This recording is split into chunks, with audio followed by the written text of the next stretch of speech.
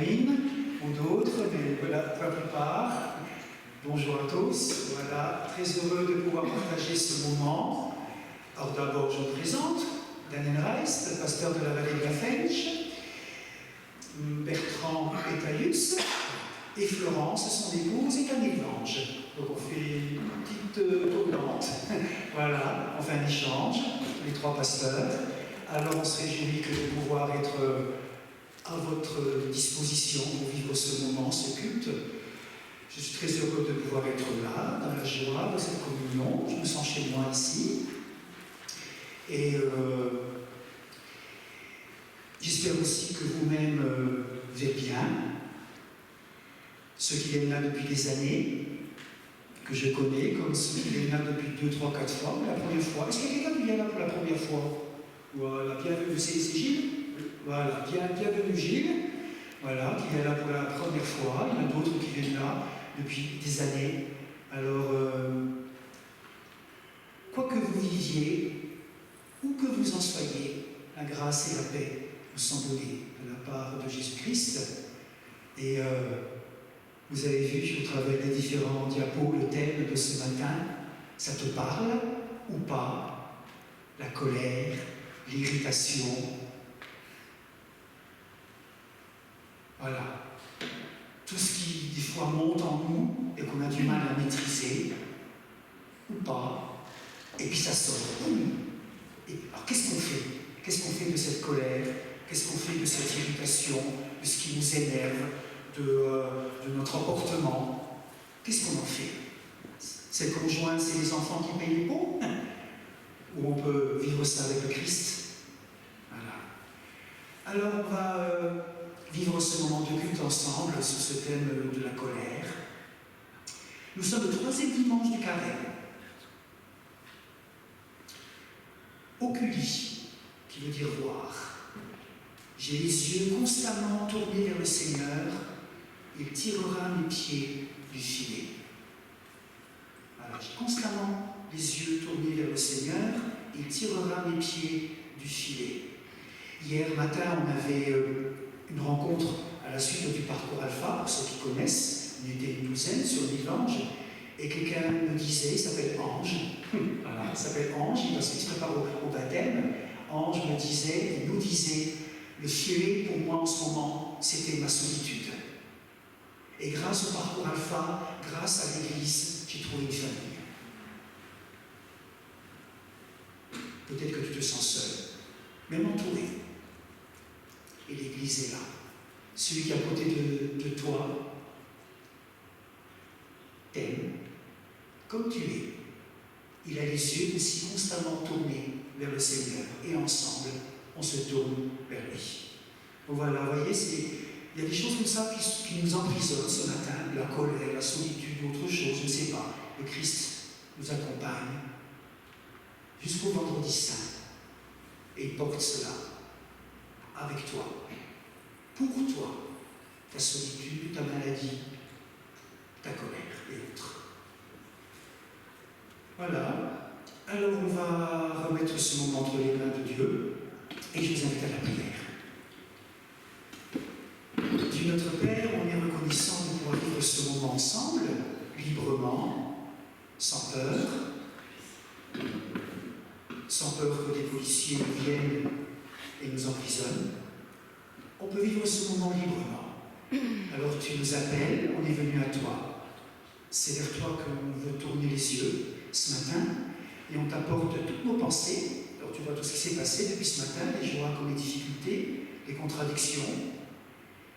On t'apporte tout cela pour qu'on puisse, par ton esprit, te rendre un culte qui te soit agréable.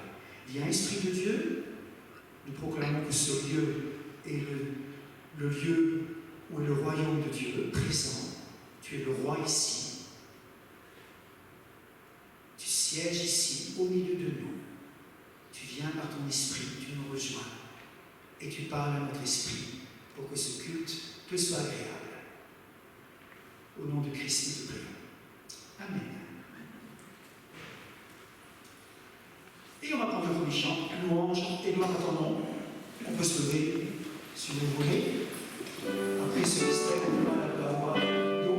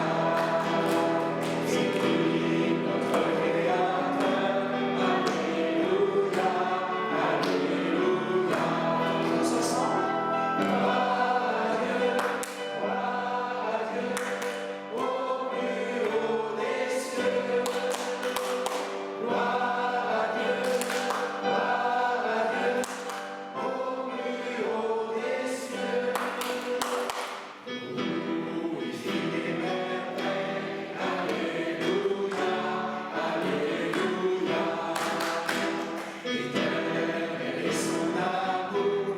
Alléluia, Alléluia. Gloire à Dieu, au plus haut des cieux. Gloire à Dieu, au plus haut des cieux. Je veux chanter pour mon Dieu. Alléluia, Alléluia. Les jours de ma vie. Alléluia, Alléluia. Gloire à Dieu, au plus haut des cieux. Gloire à Dieu, au plus haut des cieux. Et on continue à laisser le Seigneur avec le psaume. Vous avez qu'à vous asseoir. Écoutons le psaume 34. Venez, mes amis, écoutez-moi. Je vais vous apprendre le respect du Seigneur. Est-ce que tu aimes la vie? Est-ce que tu veux connaître des jours heureux? Alors ne dis pas de mal des autres, évite les mensonges. Fuis le mal et fais le bien, recherche la paix et poursuis-la.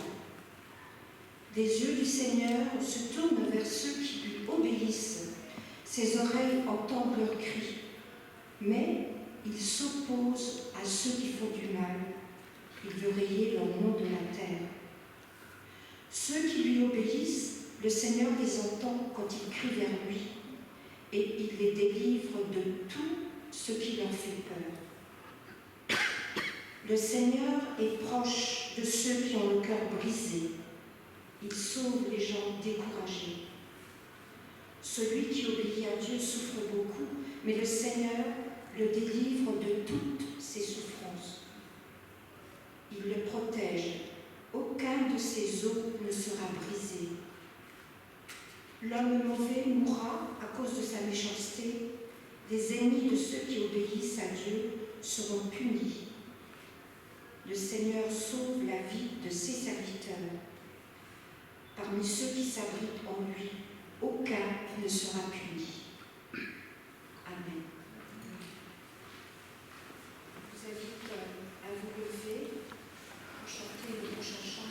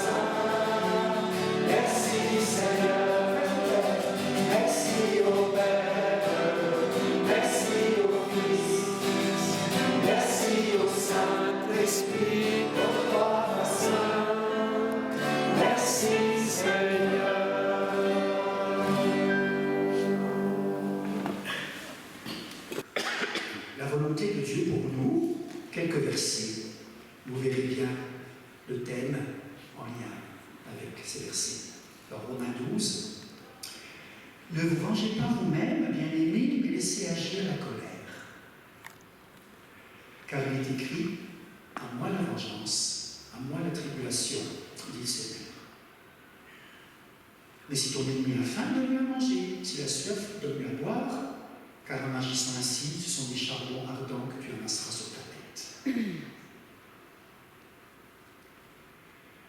Et dans Colossiens 3, renoncez à la colère, à l'animosité, à la méchanceté, à la calomnie, aux paroles déshonnêtes qui pourraient sortir de votre bouche. Et enfin, dans Jacques, sachez-le, mes frères bien-aimés, ainsi que tout homme soit prompt à écouter, lent à parler, lent à se mettre en colère, car la colère de l'homme n'accomplit pas la justice de Dieu. Que tout homme soit prompt à écouter, lent à parler et lent à se mettre en colère.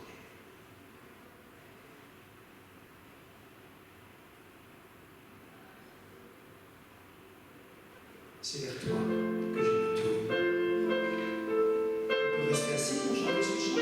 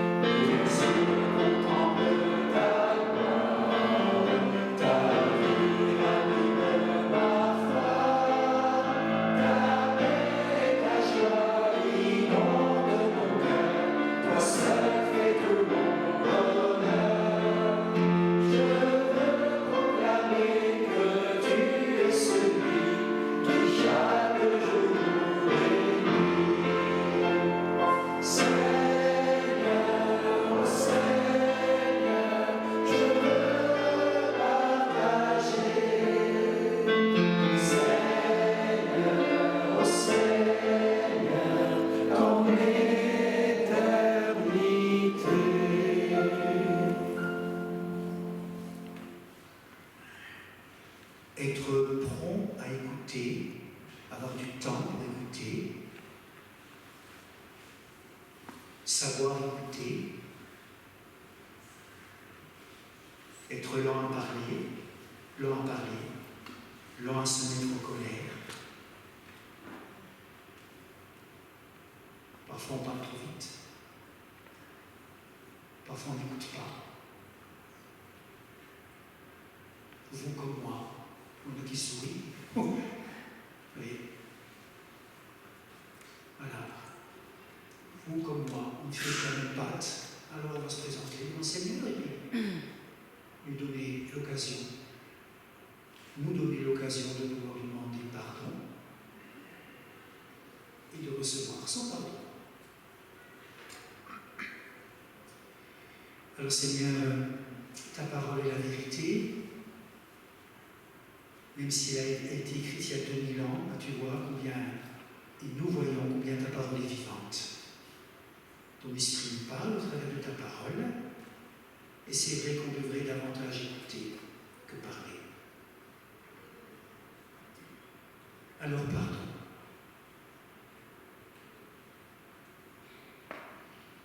Pardon pour toutes les fois où, durant cette semaine, ou déjà peut-être ce matin, on a parlé.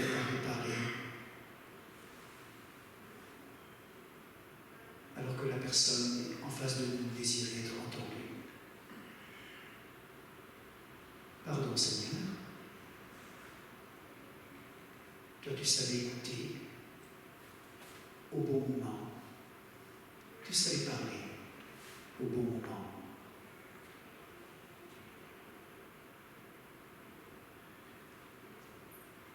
Tu Tu vois tout ce qui nous habite ce matin,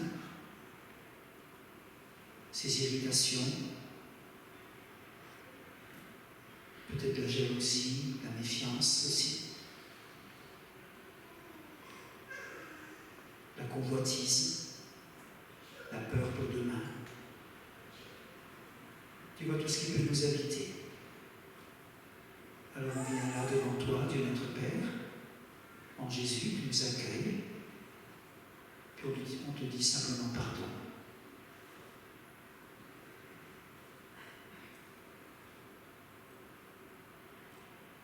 Prenons quelques instants de silence pour nous présenter devant Dieu, avec nos mots, en silence.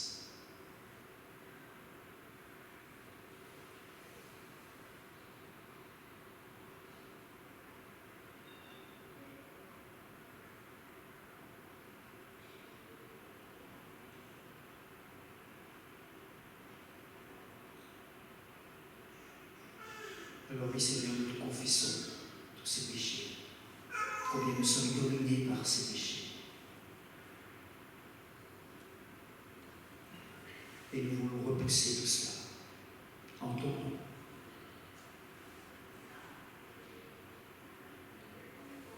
Pardon et prends pitié de nous. Amen.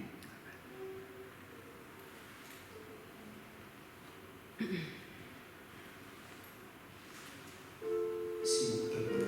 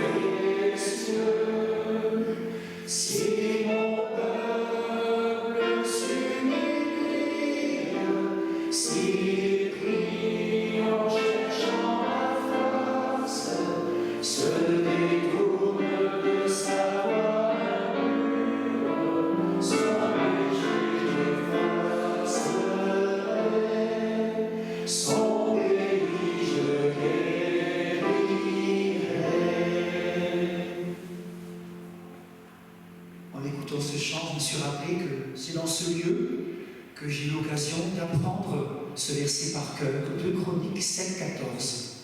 Vous avez chanté 2 Chroniques, chapitre 7, verset 14. J'ai appris à 14-15 ans ce verset par cœur. Si mon peuple se dit, prie et cherche ma face, voilà. Quand on connaît les versets par cœur, au bon moment, l'Esprit Saint nous le rappelle. Et je vous assure que ce verset-là m'aide à me présenter devant Dieu. Alors, au travers du chant, on peut connaître comme ça certains versets qui nous aident. L'Esprit de Dieu nous les rappelle pour pouvoir les citer au bon moment. Si mon peuple, sur qui j'ai invoqué mon nom, s'humilie, prie et cherche ma face, et si se détourne de cette mauvaise voie, je l'exaucerai des cieux, je lui pardonne son péché et je lui délivrerai son pays. Voilà. Quelle grâce. Je vous invite à vous lever. Écoutons cette parole de grâce. Dieu croit en toi, même quand tu doutes de ta valeur. Dieu sème la vie quand tout semble perdu. Dieu recueille tes larmes quand la douleur les fait jaillir. Dieu pose son regard sur toi chaque instant. Dieu sait toutes choses, il comprend ce que tu traverses. Il se réjouit quand tu te confies en lui et quand ta foi progresse. Et puis si tu t'éloignes de lui, si tu pèches, il fera tout pour te ramener à lui. Mon enfant, je t'aime. Tu es précieux, dit Jésus. Recevons cette parole au fond de notre cœur. Il nous fait grâce. Amen. Amen.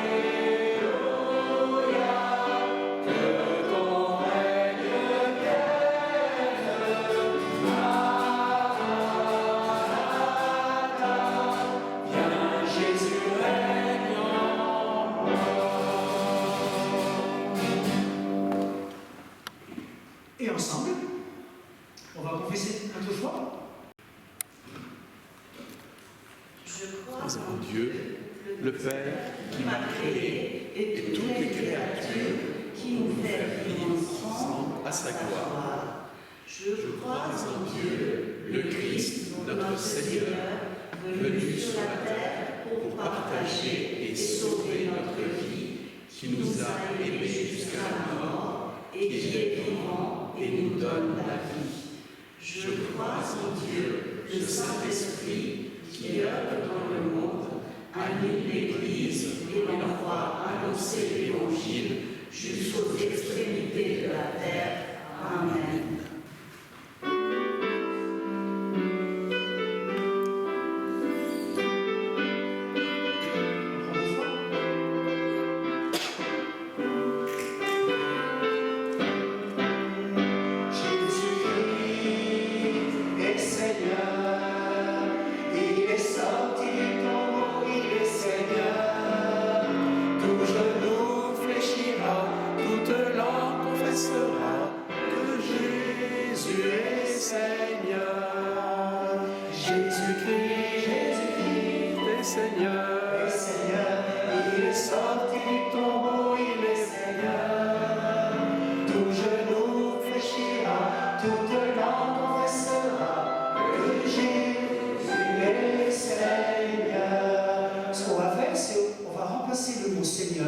Par vainqueur. Jésus-Christ est vainqueur, il est sorti du tombeau, il est vainqueur. D'accord? Comme ça, on va entendre ensemble.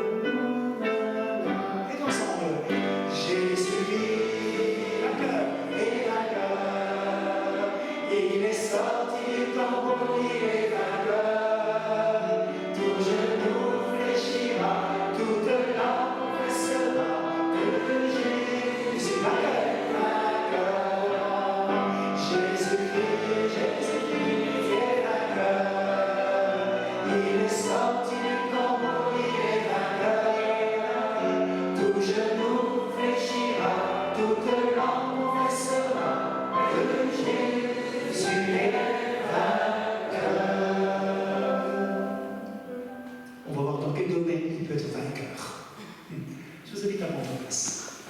Avant de lire les Écritures, je vous invite à la prière.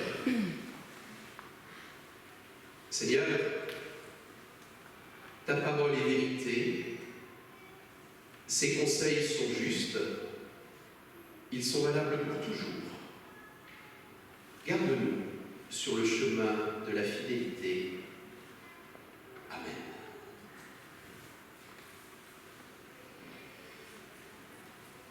Daniel, aujourd'hui, nous conduit dans une méditation, une analyse de la colère. Nous allons lire ensemble quelques versets qu'il a cherchés. Vous en avez déjà lu quelques-uns, on va les lire ensemble. Et je vous propose de partager l'ensemble de ces versets. Tout d'abord, dans Ecclésiaste 7, « Ne te mets pas en colère trop vite, seuls les sots se mettent en colère facilement. » Au psaume 103, « Dieu est lent à la colère et riche en bonté. » Ensuite, dans Proverbe 14, « Celui qui est lent à la colère a une grande intelligence, mais celui qui est prompt à s'emporter proclame sa folie. » Proverbe 15, « Un homme violent excite des querelles, mais celui qui est lent à la colère apaise les disputes. » Proverbe 16, « Celui qui est lent à la colère vaut mieux qu'un héros, et celui qui est maître de lui-même vaut mieux que le guerrier qui prend des villes. » Proverbe 19, « L'intelligence d'un homme ralentit sa colère, et sa gloire, c'est d'oublier les offenses. » Toujours dans Proverbe 21, cette fois-ci, « Un don fait en secret apaise la colère, et un présent fait en cachette calme une fureur violente. » Alors ça, c'était l'Ancien Testament, mais le Nouveau Testament n'est pas en reste. Dans Romains 12, « Ne vous vengez point vous-même, bien-aimés, mais laissez agir la colère, car il est écrit « À moi la vengeance, à moi la rétribution, dit le Seigneur. » Mais si ton ennemi a faim, donne-lui à manger. S'il a soif, donne-lui à boire. Car en agissant ainsi, ce sont des charbons ardents que tu amasseras sur sa tête. Dans Colossiens 3. Mais maintenant, renoncez à toutes ces choses, à la colère, à l'animosité, à la méchanceté, à la calomnie, aux paroles déshonnêtes qui pourraient sortir de votre bouche. Dans Éphésiens 4, si vous vous mettez en colère, ne péchez point, que le soleil ne se couche pas sur votre colère. Ne donnez pas au diable l'occasion de vous dominer. Dans Jacques 1, sachez-le, mes frères bien-aimés, ainsi que tout homme soit prompt à écouter, lent à parler, lent à se mettre en colère, car la colère de l'homme n'accomplit pas la justice de Dieu. Et puis encore, dans Romains 12, ne te laisse pas vaincre par le mal, mais surmonte le mal par le bien. Voilà. Je vous invite à chanter encore « Viens, Esprit de Dieu de foi ».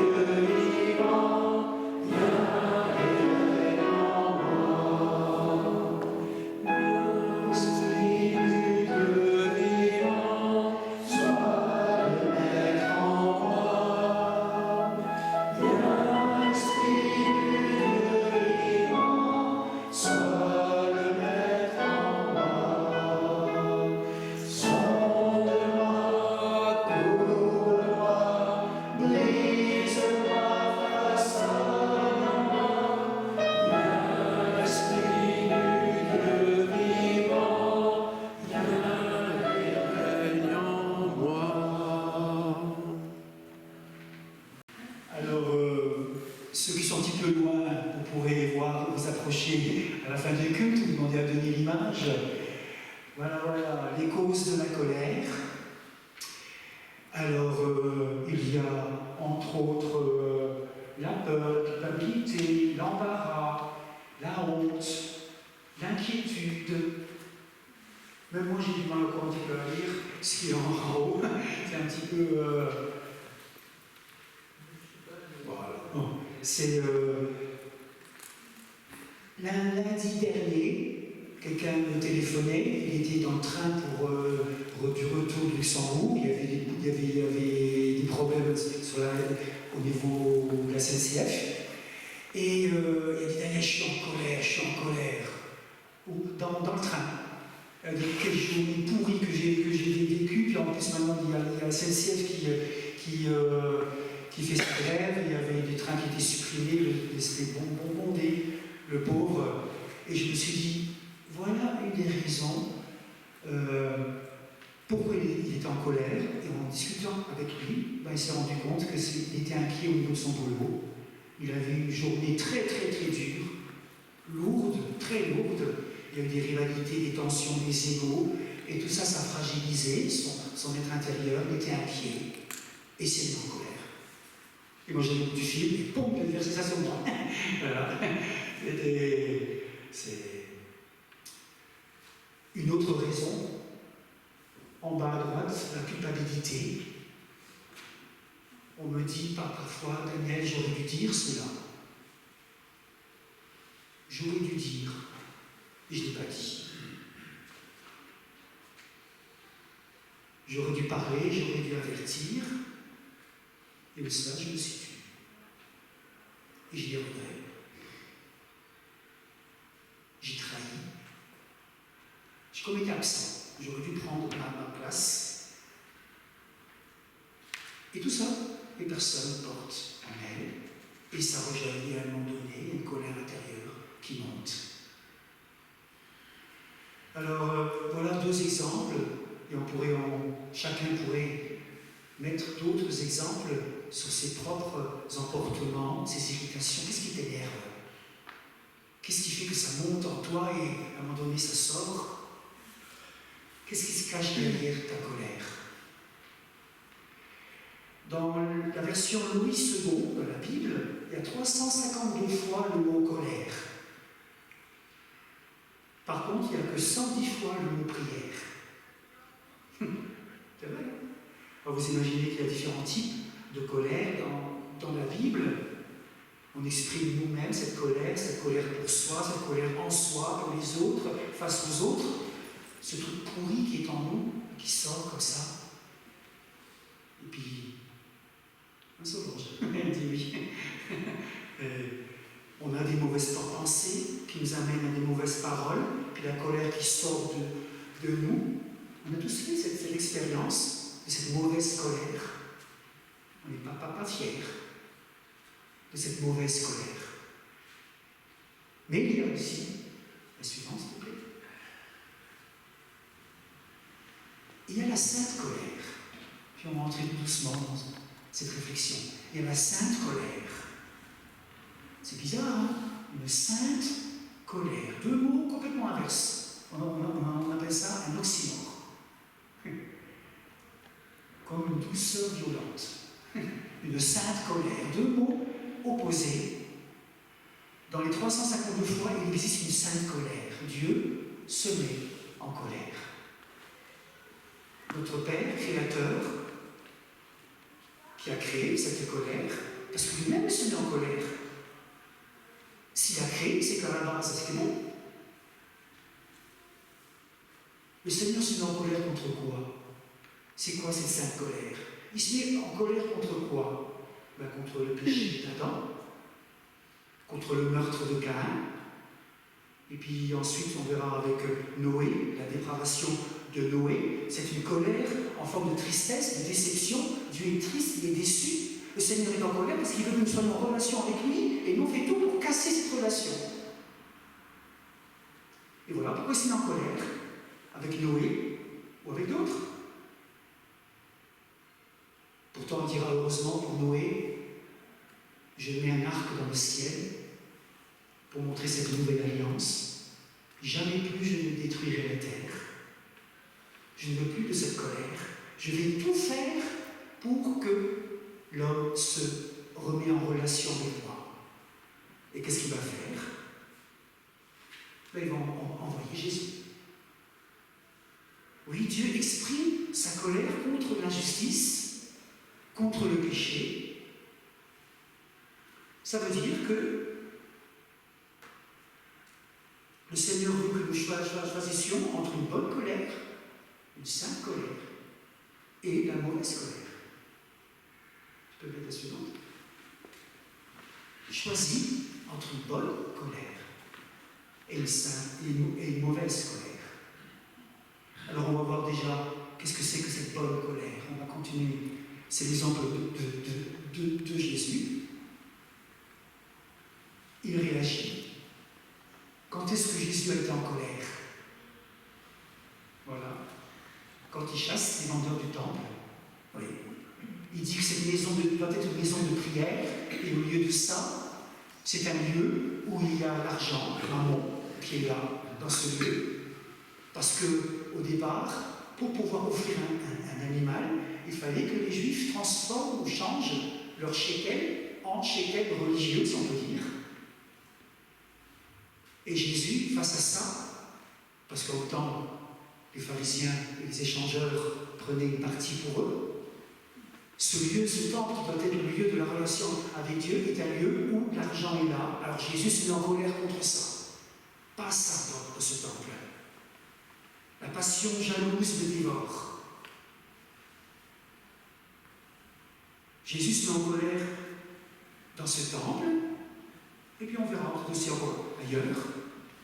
Et nous, pourquoi est-ce qu'on devrait se mettre en colère? Alors une bonne colère. Contre quoi?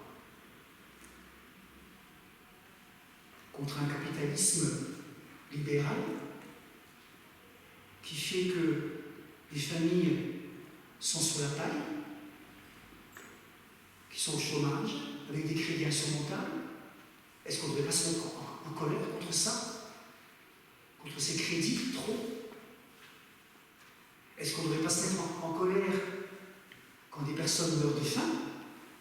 De plus en plus dans les communautés, on voit en France, communautés plutôt catholiques et évangéliques, il faut reconnaître un peu moins côté réformé, ça vient doucement. Beaucoup de communautés catholiques et évangéliques proposent dans des salles des lieux pour que les personnes démunies puissent venir et manger.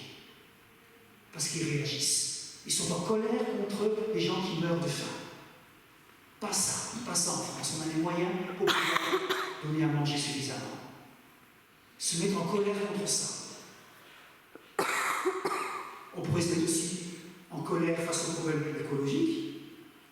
Et c'est parce qu'on fait n'importe quoi avec les énergies que, lors de la prière d'intercession, on va commencer à prier pour tous les peuples qui sont au bord des lacs, des rivières, et l'eau monte à cause de ces problèmes d'énergie, et ces villages qui sont inondés.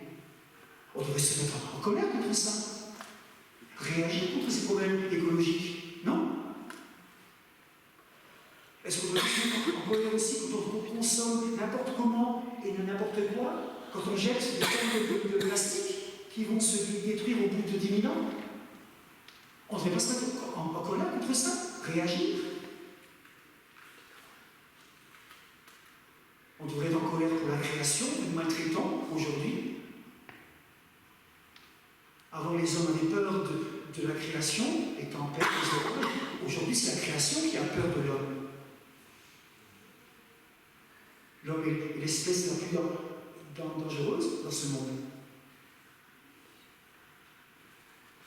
Et puis, pourquoi on peut se mettre en colère?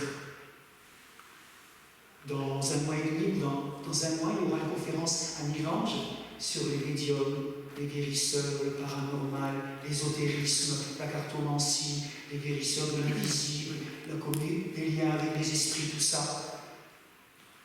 Certains des culte de dimanche matin, et puis vont voir des voyantes le lundi.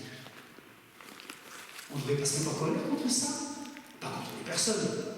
On ne va pas les massacrer, mais les accompagner, les avertir, les aimer, les rendre vigilants. Attention. Mais d'une certaine manière, se mettre en colère contre ceux qui vont voir tout et n'importe quoi. On a le droit de se mettre en colère. À la suite de l'épisode de Noé, Dieu ne souhaite plus détruire. Il a promis de ne plus refaire cette inondation. Qu'est-ce qu'il fait? Il envoie Jésus. Jésus est le fruit de la colère de Dieu. Et puisque les hommes font tout et n'importe quoi, Dieu dit, je mets tout en œuvre, je me donne les moyens, je vous donne les moyens pour vous ramener à moi. Je vous envoie mon propre Fils, Jésus. La colère telle que la vie Dieu, cette colère conduit à l'amour, la colère me conduit à la compassion, à la guérison, à la restauration. C'est tout l'inverse de notre propre colère. Oui, la colère de Dieu vient de l'amour. Ça, c'est une bonne colère. Par amour, je me soucie, je défends, je réagis, je dis non, par amour.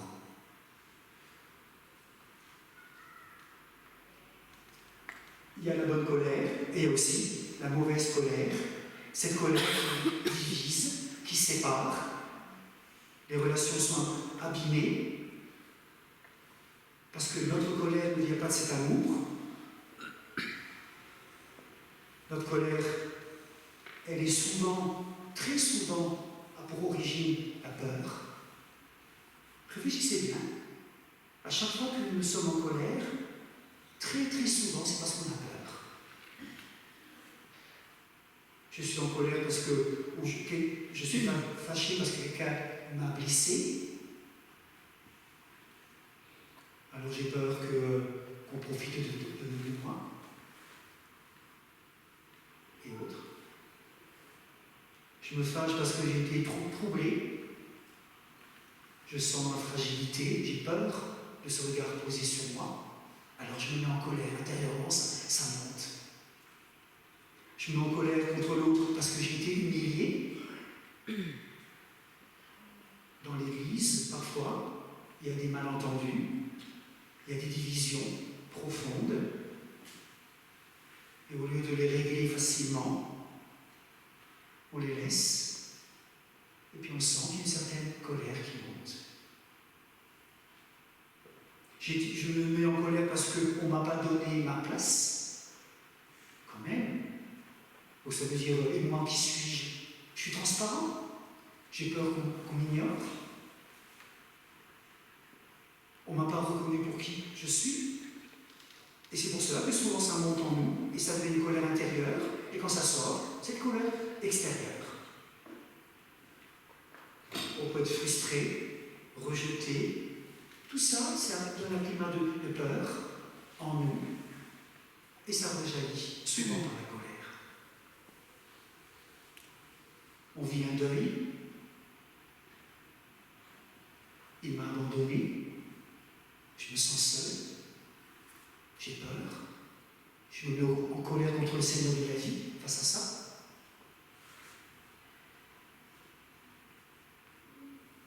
Différents exemples. Nos colères sont toujours enracinées dans un manque de foi qui a donné naissance à une peur, et de la peur s'est transformée en colère. Parce qu'on ne sait pas trop bien gérer ces choses-là.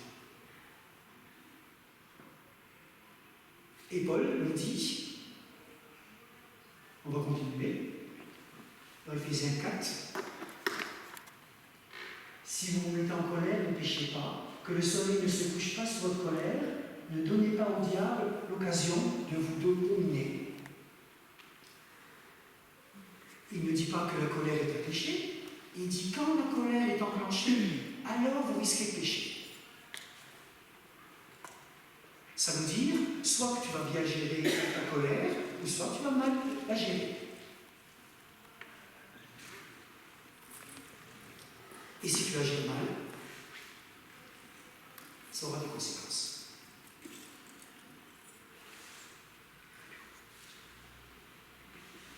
Que faire avec cette colère? Imaginons, le matin, voilà, il y a des situations durant la journée. Ça monte en nous. Comment est-ce qu'on va réagir? Le diapo suivant. Je vous encourage à regarder votre colère. Qu'est-ce qui se passe en moi? Bonjour colère, tu es là. Je sens que tu es là en moi. Pourquoi? Qu'est-ce qui se passe en moi? Pourquoi je suis comme ça? Accueille-la. Elle est là. Je la regarde. Bonjour. C'est vrai, tu habites en moi. Parce que quelqu'un m'a coupé la parole. Ça m'a gêné. Je me suis senti mis de côté. Mon ego a pris un coup. Ça arrive avec le Seigneur. Et voilà. Qu'est-ce que je fais de cette colère? Mes inquiétudes, ma culpabilité et autres. Tout ce qu'on a pu voir avant. Je regarde ma colère. Est-ce que je la laisse dominer sur moi? Et là, je fonctionne comme le mal? Ou alors, j'essaie de voir d'où elle vient, et je vais réagir comme Jésus. Je prends autorité sur cette colère au nom de Jésus-Christ. Alors, comme on a confié notre vie à Jésus, on reconnaît que Dieu est notre Père, nous sommes son enfant, comme promis, l'Esprit de Dieu demeure en nous, c'est sa présence, la présence de l'Esprit de Dieu en nous, qui détruit cette puissance ou cette mauvaise colère qui est en moi.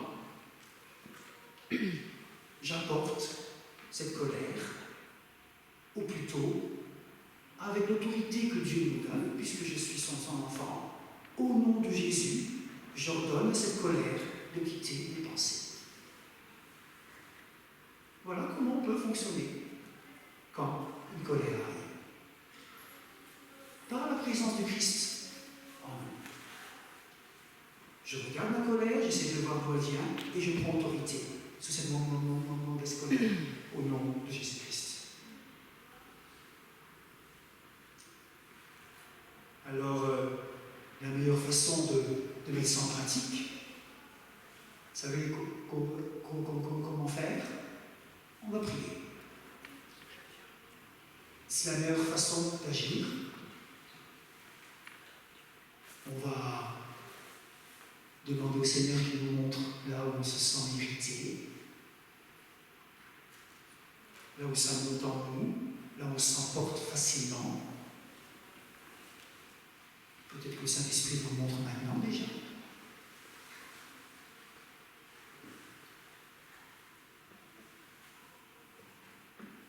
Ce domaine qui vous dérange, vous le savez, je pense, l'Esprit de Dieu le montre. On va prier quelques instants. On va déposer ça. Et on va demander au Christ de nous aider.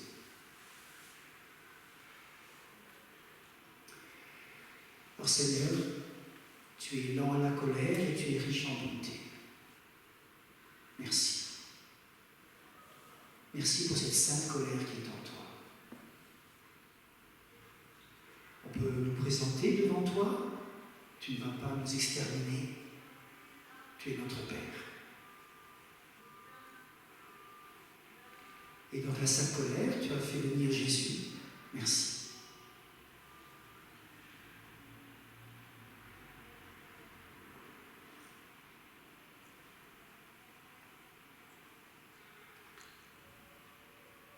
Nous voulons, Saint-Esprit, que tu nous montres maintenant là où, dans notre façon de réagir, tout ce qui n'est pas correct, tout ce qui n'est pas juste. Là où nous sommes en colère, avec une mauvaise colère.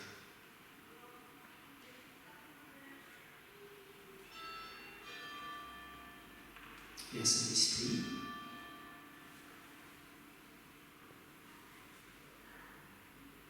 On l'a chanté tout à l'heure, viens Esprit du Dieu vivant, viens et règne en moi. Réveille-nous, Père.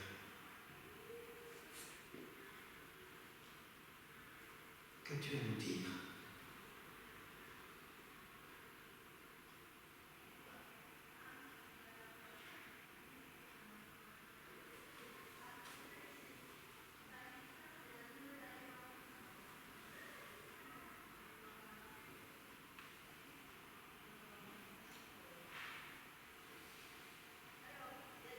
Et nous voulons que cette colère soit enracinée dans l'amour, comme toi tu nous as aimés.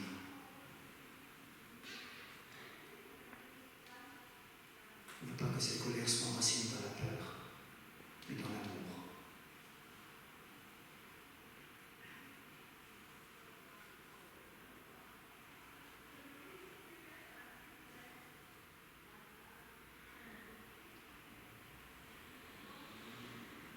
Et en ton nom, au nom de Jésus-Christ, nous prenons autorité sur cette mauvaise colère.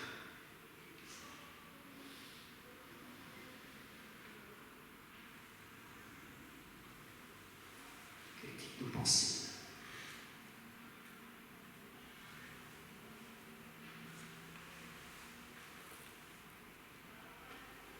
Il y a l'Esprit de Dieu vivant.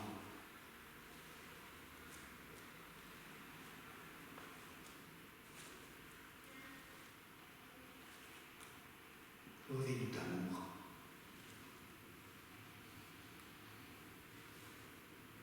Lent à la colère et riche en bonté.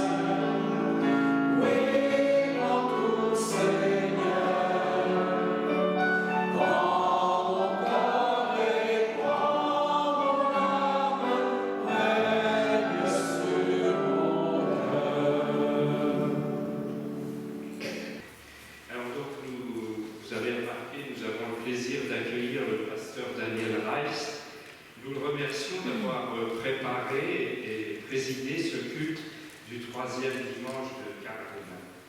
Merci également à l'équipe qui a contribué à l'animation de la liturgie par la musique, les lectures et la projection. Voici les activités de cette semaine, Saint-Albert-Schweitzer. Mardi 25 mars à 14h, café partage et atelier biblique à 20h. Jeudi 27 mars à 9h, entretien des locaux. Vendredi 28 mars à 20h, veillée écuménique de louanges et prières pour les malades au temple de Nilvange. La réunion du groupe de prière interconfessionnel de 17h qui était prévue ici est annulée ce jour-là. Dimanche 30 mars, culte de secteur à 10h30 ici à Thionville. Alors attention, nous passons à l'heure d'été dans la nuit de samedi à dimanche prochain. N'oubliez pas d'avancer votre montre d'une heure samedi soir, sinon vous arriverez en retard au culte. Voilà. Le 17 avril, c'est-à-dire le jeudi saint, il y aura comme l'an dernier un culte sectoriel du CEDER au temple de Agondange à 19h30. Quelques instants pour compléter ce que Gérard fait comme annonce. Donc le 25 avril à Nilvange, tous les phénomènes expliqués, dons de voyance, communication avec l'au-delà, guérisseurs de l'invisible, voilà, le dessous des paranormales, les vérités cachées, médiums, astrologues, guérisseurs, tout ce qu'ils ne vous disent pas. Tout ce merveilleux attire et fascine. Mais qu'est-ce qui se cache derrière ces phénomènes troublants? Sont-ils anodins? Cette conférence lève le voile et vous révèle les vérités spirituelles connues de toute personne. Le pasteur Benlein va d'abord dire quelques mots sur l'état des lieux en France, les pratiques qu'il y a, tout ce qui est ésotérique. Après, quel est le regard de la Bible, comment la Bible nous rend vigilants, attentifs à tout cela. Il y a un moment de questions-réponses pour celles et ceux qui le souhaitent, et aussi un entretien privé, si vous le souhaitez, à la fin de la conférence. Il est là, nous sommes là, pour vous écouter, prier, pour vous, et celles et ceux à qui vous pensez. Suite à l'annonce sur Facebook que j'ai pu mettre il y a une semaine, il y a une médium qui m'a appelé. Voilà, ça se sait, ça commence, elle voulait participer à la conférence. Voilà. Donc, je lui ai dit d'aller voir le site de Medline, mais d'autres personnes ont réagi par mail. Voilà, d'autres nous demandent de prier pour inviter. 66% des Français sont intéressés par tout ce qui est paranormal, tout ce qui est voyance, cartomancie, tout cela. Élise Lucet, la journaliste, a fait un reportage envoyé spécial en octobre-novembre sur les sorcières. Tapez cela, sorcière, Élise Lucet, ça dure 20 minutes. C'est important que vous sachiez, vous en tant que chrétien, pour aider, écouter, mieux comprendre ce que les autres vivent. Pas pour vous, je pense que vous ne touchez pas à ça, mais pour que vous écoutiez, compreniez ce que les autres vivent. Pourquoi ils vivent tout ça? C'est hallucinant, le monde des sorcières en 2025. Le hashtag WitchTok, le diminutif de sorcière, talk de TikTok, écoutez bien, ce hashtag WitchTok a 67 milliards de vues. 67 milliards de vues. Et c'est vrai. Les gens regardent ça. Voilà. Et le samedi après-midi, pour vous aider aussi, venez un temps avec Emmanuel Menlein pour voir les pièges de l'ésotérisme et comment aider celles et ceux qui passent par là, qui sont intéressés. De 14h à 18h. Venez, c'est pour vous. Il y a des traducteurs au fond où tout est écrit. Voilà. C'est surtout pour aider à comprendre, quand vous écoutez quelqu'un, savoir de quoi il parle. Quand j'écoute quelqu'un, je dis tiens, je sens certains mots, tout ça. Ah, ce pasteur, vous savez ce que je veux dire? Je comprends. Et ça donne une confiance aussi. Voilà. Tout à l'heure, après le culte, un binôme de prière se tiendra ici devant pour prier avec vous, si vous voulez rendre grâce au Seigneur ou lui demander de l'aide. C'est maintenant le moment de l'offrande, que chacun donne ce qu'il a décidé dans son cœur, sans regret ni contrainte, car Dieu aime celui qui donne avec joie.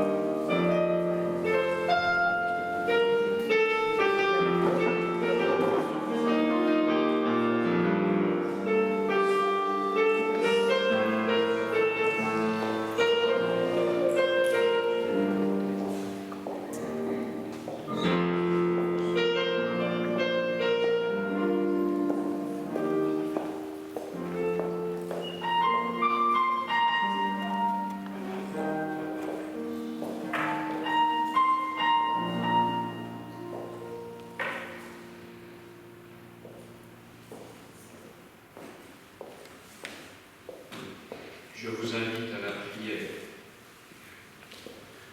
Père, accepte notre offrande joyeuse, l'offrande de notre argent, l'offrande de notre travail, l'offrande du temps nécessaire à l'écoute et toute offrande que nous inspire ton amour. Amen.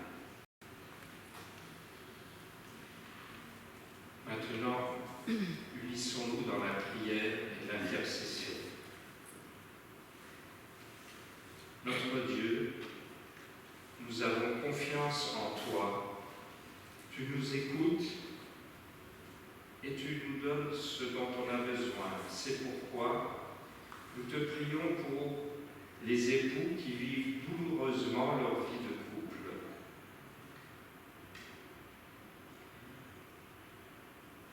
Nous te prions pour les parents dépassés par leurs tâches.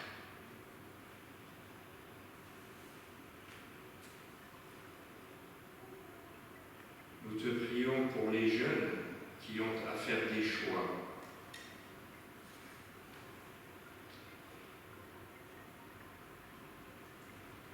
Nous te prions pour les personnes qui ressentent le climat de peur en France et dans le monde. Donne-nous le courage de leur annoncer et leur donner ta paix, Jésus. Au travers de cette situation, beaucoup se tournent vers toi, la paix véritable. Et nous te présentons les personnes qui nous tiennent à cœur parce qu'elles ont besoin de toi.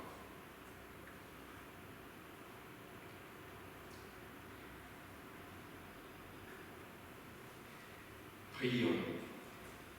Comme Jésus l'a enseigné à ses disciples, nous te disons, notre Père qui es aux cieux, que ton nom soit sanctifié, que ton règne vienne, que ta volonté soit faite sur la terre comme au ciel. Donne-nous aujourd'hui notre pain de ce jour. Pardonne-nous nos offenses, comme nous pardonnons aussi à ceux qui nous ont offensés. Et ne nous laisse pas entrer en tentation, mais délivre-nous du mal, car c'est à toi qu'appartiennent le règne, la puissance et la gloire, pour les siècles des siècles. Amen. Donc on va prendre un chant qui n'était pas prévu, mais avec les enfants c'est toujours sympathique de chanter. Amen.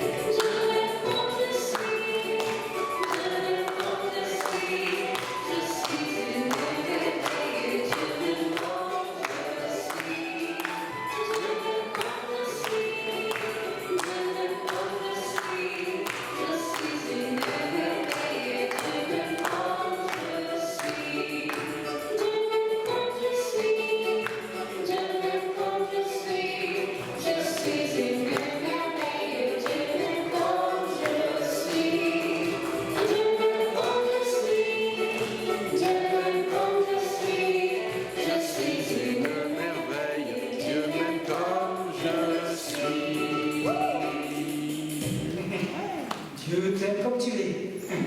Mais change vite. Parce que quelqu'un qui m'a dit ça une fois. Dieu t'aime comme tu es. Mais change vite. Parce que bon. Change vite. Voilà. Alors Dieu nous a ramenés dans ce culte qui est dans la collecte et les chants bonté. On a reçu le pardon, on a célébré sa gloire. On s'est laissé déplacer par le souffle du Saint-Esprit. Maintenant, Dieu t'envoie. Il t'envoie pour partager les joies et les peines des hommes. Il t'envoie pour guérir les malades. Il t'envoie pour délivrer les enchaînés, visiter les prisonniers, pas seulement que eux, mais aussi les prisonniers du cœur. Alors reçois la bénédiction de Dieu pour accomplir tout cela.